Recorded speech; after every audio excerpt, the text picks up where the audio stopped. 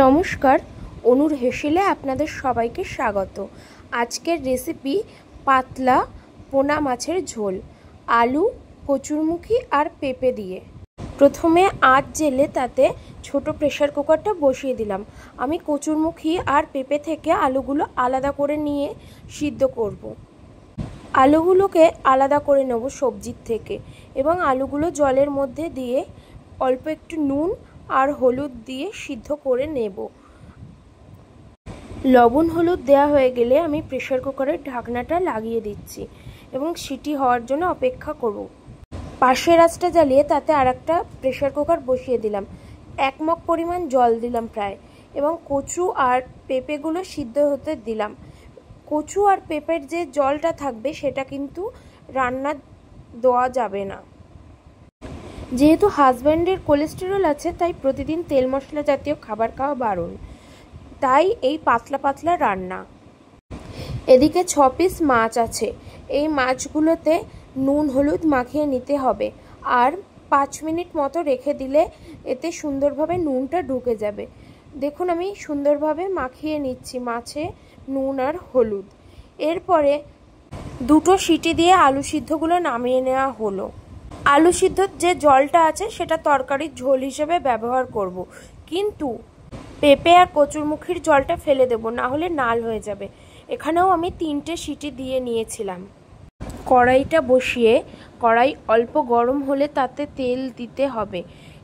এখানে রিফাইন তেল ব্যবহার করা হয়েছে। রিফাইন তেলে আমি মাছগুলো ভেজে নেব। আপনারা চাইলে সর্ষের তেলে ভাজতে পারেন। সর্ষের তেলে ফ্লেভারটা খুব সুন্দর আসবে। একটু বেশি পরিমাণ তেল দিয়ে মাছ ভাজলে মাছ ভাজাগুলো খুব সুন্দর লাল লাল হয়, খুব সুন্দর টেস্ট আসে। একে একে সবকটা মাছ ছেড়ে দিচ্ছি। আমি 6টা মাছই একসঙ্গে ভাজতে দিয়েছিলাম। যেহেতু এখানে রিফাইন অয়েল ইউজ করা হয়েছে, তাই মাছগুলো এক পিঠ ভালোভাবে ভাজা অবধি ওয়েট করতে হবে।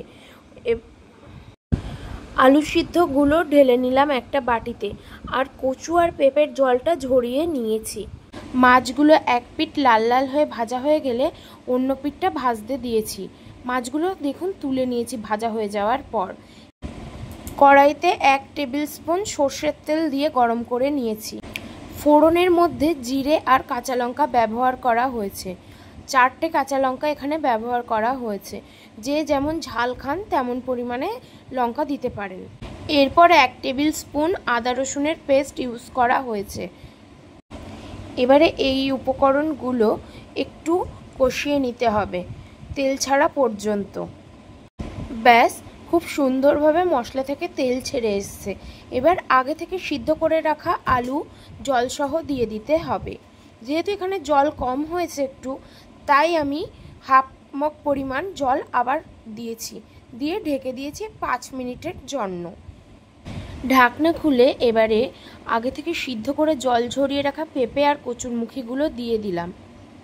কচুরমুখী আর পেঁপে দেওয়া হয়ে গেলে অল্প একটু জিরে গুঁড়ো আর মরিচ গুঁড়ো দিতে হবে। মশলার মধ্যে এই দুটোই দিলে হবে। মশলাগুলো দেওয়ার পর অবশ্যই ভালোভাবে মিশিয়ে দিতে হবে ঝোলের মধ্যে।